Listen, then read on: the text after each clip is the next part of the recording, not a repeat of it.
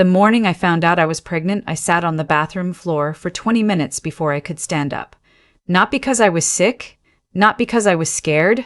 I sat there because I wanted one moment, just one, that belonged entirely to me before the rest of the world found out and started telling me what to feel about it. I should have known then that those 20 minutes were going to be the last quiet thing I'd have for a very long time.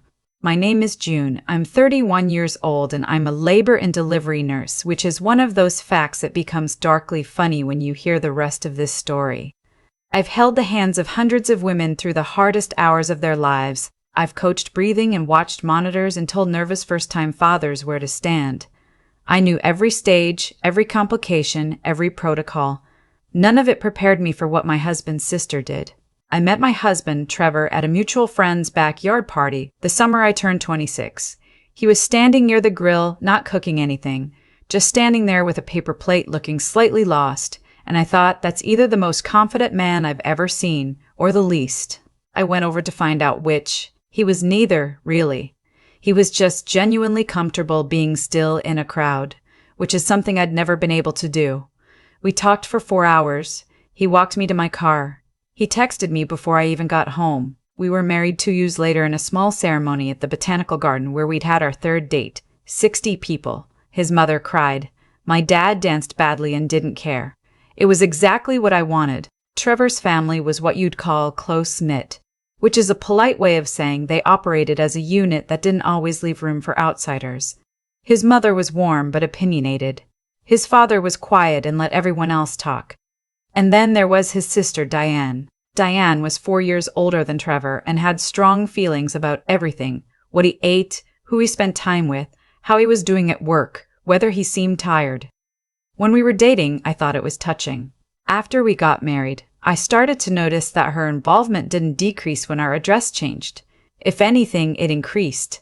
She'd call during dinner. She'd stop by on Sunday mornings without texting first. She'd ask Trevor questions about our finances in front of me and then look surprised if I seemed uncomfortable. When I redecorated our living room, she told Trevor she thought the colors were too dark. Not me. Trevor. I told myself this was just how their family worked. Trevor was patient with her in a way that I respected, even when it frustrated me. He'd grown up absorbing her intensity and had developed a kind of calm around it that I kept trying to borrow. When I got pregnant, we were both over the moon. We told our families at 8 weeks, Trevor's parents first, then mine, then Diane, who immediately burst into tears and started talking about the nursery before we'd even gotten to the parking lot. My pregnancy was uncomplicated until it wasn't. Around 30 weeks, my blood pressure started creeping up. Nothing alarming at first. I knew the range. I monitored it at work. I told my OB everything. She kept a close eye. I cut back my shifts. I rested more. What I didn't anticipate was that Diane would find out about the blood pressure. I don't know how she found out. I think Trevor mentioned it to his mother in passing and it traveled through the family the way everything did, efficiently and without my consent. Within a week, Diane had decided that what I needed was help. She called Trevor on the Thursday evening while I was in the kitchen making dinner. I heard his voice go low and careful the way it did when he was navigating her, and I felt the familiar tightening in my chest that had nothing to do with pregnancy.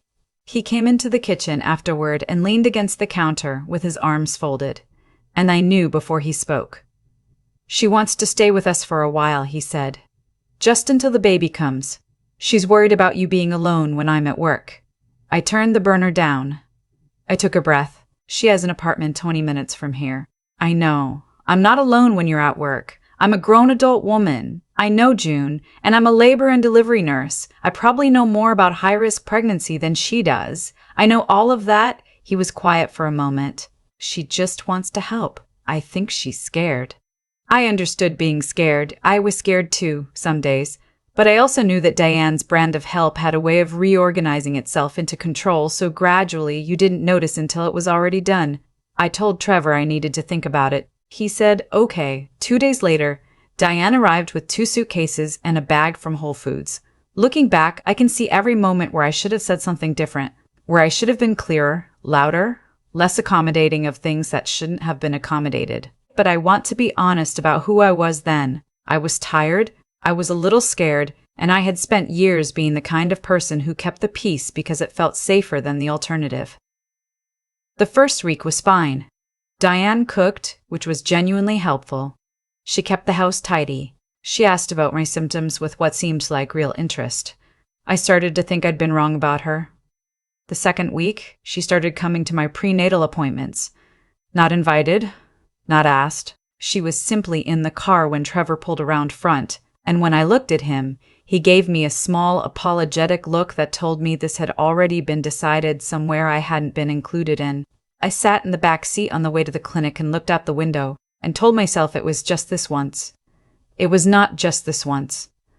She sat in the waiting room the first time, but the second time, she stood up when the nurse called my name and followed us down the hallway, and by the time I realized what was happening, she was already in the exam room asking my OB a question about fundal height. My OB, to her credit, looked at me, just a quiet look, over Diane's head, asking me something without words. I said nothing. And I have thought about that moment more times than I can count. My OB answered Diane's question briefly and then redirected the conversation to me. After the appointment in the parking lot, Diane said she thought the doctor seemed a little cold. I didn't respond. Trevor noticed I was quiet on the drive home. He reached back and touched my hand briefly, and I let him, and I stared out the window, and I counted how many weeks were left until the baby came, and Diane would presumably go back to her own life. 7 weeks. That was what I told myself. 7 weeks. In week 5 of her stay, I came home from a short shift. I was only working twice a week by then, and found Diane going through the box of things I'd set aside for the hospital bag. She had reorganized it. She'd removed some things and added others, including a playlist she'd burned onto a CD that I had not asked for, and did not have a CD player to use. I stood in the doorway of the bedroom, and I felt something shift in me that I couldn't shift back. "What are you doing?" I asked. She looked up with that particular expression she had, the one that was fond and a little condescending at the same time. "The ice pack you had in here was the wrong kind. You need the ones that activate. And you didn't have enough. I packed that bag," I said. "I'm a labor and delivery nurse. I packed it exactly the way I wanted it packed." She had the grace to pause. "I was just trying to help." "I know you were." I walked over and I began putting things back the way I had them. My hands were steady, which surprised me. "But I need you to ask me before you touch my things. Any of my things. Including this." She left the room without saying anything. That night at dinner, Trevor was careful and quiet in a way that told me she'd spoken to him before I had the chance. Whatever she'd said, it had been enough to make him gentle with both of us and decisive with neither. I went to bed that night and I lay awake for a long time. 3 days before my due date, I started having contractions at around 2 in the morning. They were irregular but real. Trevor woke up when I did and immediately started timing him on his phone, both of us moving through that particular middle-of-the-night quiet that felt sacred somehow, our voices low, his hand on my back. Diane knocked on our bedroom door at 2047 a.m. She'd heard us. The walls were not thick. She wanted to know if it was time, if we were leaving, if she should come. Trevor looked at me. This time, I didn't hesitate. "No," I said, loudly enough that she could hear me through the door. "This is just for us." There was a pause. Then the sound of her feet moving back down the hallway. We got to the hospital at 5 in the morning. I was admitted. My blood pressure was elevated but not dangerously so, and my OB was reassuring without being dismissive, which is exactly what I needed. Trevor was there for all of it. He held my hand and he got me ice chips and he told me I was doing well in a voice that I believed, which is harder than it sounds when you're in pain and frightened. We'd talked beforehand about who we wanted in the room, and the answer had been just us. Just the two of us and the medical team. No family, no one else. I had told this to Trevor. I was certain I had, around 11 that morning, when I was in the thick of active labor and not particularly aware of what was happening outside my body. Trevor stepped into the hallway for a few minutes. I don't know exactly what was said. I don't know if Diane had driven to the hospital on her own or if his mother had called or what the conversation was. What I know is that around noon, a nurse, not my nurse, a different one, came to my room and said that my family was asking if they could come in. I said no. A few minutes later, my nurse came to check on me and leaned down close to my ear and said, quietly, "Your sister-in-law is speaking to the charge nurse. Do you want me to handle it?" I looked at her. She had kind eyes and the expression of someone who had seen exactly this kind of thing before and was not at all surprised by it. "Please," I said. I don't know what she said to Diane. I never asked, but no one else came through that door, and I stopped hearing noise from the hallway, and 40 minutes later my daughter was born. They put her on my chest, and she was warm and furious and perfect, and I said her name out loud, Maeve, and it fit her immediately, which is not something I expected, but should have. Trevor was crying. I was crying. It was exactly what it was supposed to be, and I held on to that moment as hard as I could because I already knew that things were going to get complicated again the minute we left this room. Diane was in the waiting area when we were moved to postpartum. She had brought Trevor's parents. She had also, I noticed, brought a gift bag with a bow that was visibly larger than the one my own mother had brought, which I found so perfectly Diane that I almost laughed. The visit was short. I held Maeve and let people look at her and said the right things, and Trevor kept his hand on my shoulder the whole time in a way that I chose to interpret as solidarity. We went home 3 days later. The first morning home, I came downstairs at 6 a.m. to find Diane already in the kitchen, Maeve in her arms, making coffee. I stood in the doorway for a long moment. "She woke up," Diane said, not looking up. "I didn't want her to wake you." "I'm her mother," I said. "I want her to wake you." "I'm her mother," I said. "I want her to wake me." Diane looked up then. Something passed across her face. I know. My voice was calm. I was so calm I surprised myself. "I know you were just trying to help, but she's mine, and I need to be the one who gets up with her, even when I'm tired, even at 6 a.m. I walked over and held out my arms, and after a moment, Diane handed Maeve to me. That afternoon, I told Trevor we needed to talk. We sat at the kitchen table while Maeve slept, and I said everything I should have said months ago. I said it without anger, which took effort, and I said it clearly, which took more. I told him what I needed. I told him what I couldn't continue to accept. I told him that I loved him and I wanted our marriage to work and that his sister needed to go home. He was quiet for a long time. Then he said, "I know. I should have said something sooner. I'm sorry I didn't. It wasn't everything, but it was a start." Diane moved back to her apartment that weekend. The conversation between her and Trevor happened without me in the room, which felt right. He needed to be the one to do it, not me, not us as a coalition, but him, as her brother, saying this is the line. She didn't speak to me directly for about 6 weeks. She was cold at the first family dinner, which was uncomfortable. And Trevor noticed, and later that night, he sent her a message that I didn't read, but that seemed to shift something because the next time I saw her, she said hello to me first and asked how Maeve was sleeping. It wasn't an apology, but it was a door opening, and I decided to walk through it carefully rather than close it entirely because Maeve is going to know her aunt, and I want that relationship to start from something real rather than something forced.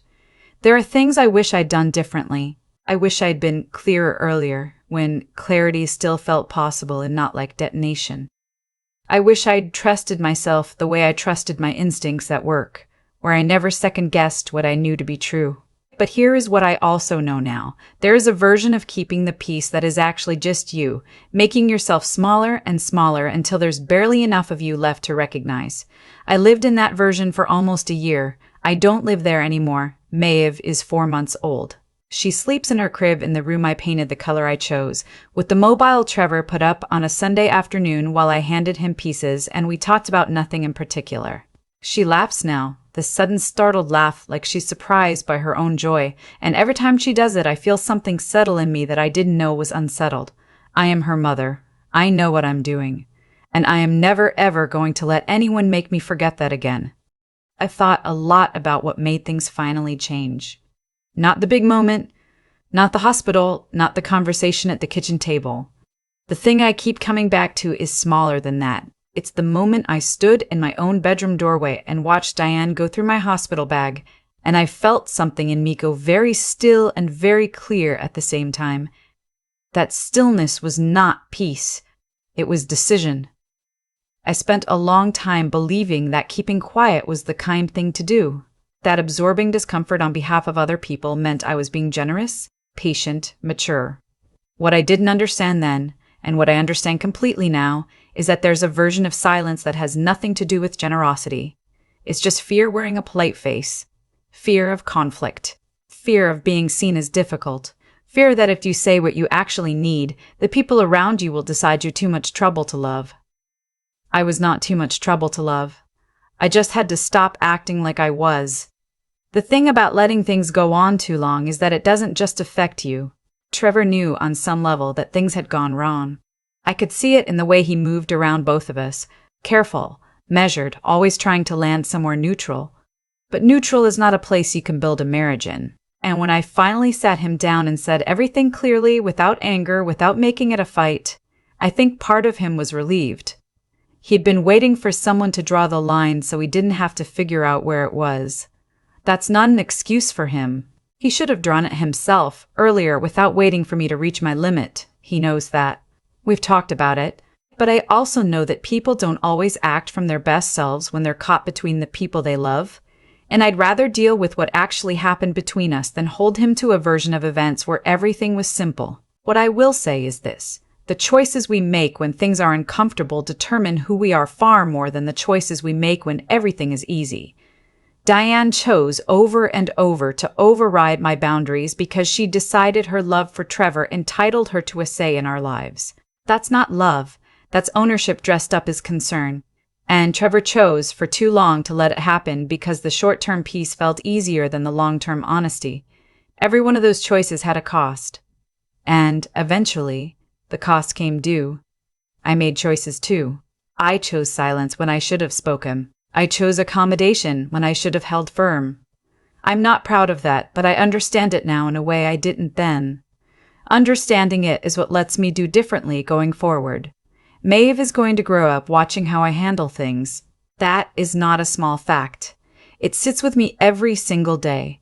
I want her to see someone who knows her own worth, not because she's perfect, not because she never doubts herself, but because when it counted, she told the truth about what she needed and she didn't apologize for it. That's the thing I'm building now. Not a perfect life, just an honest one.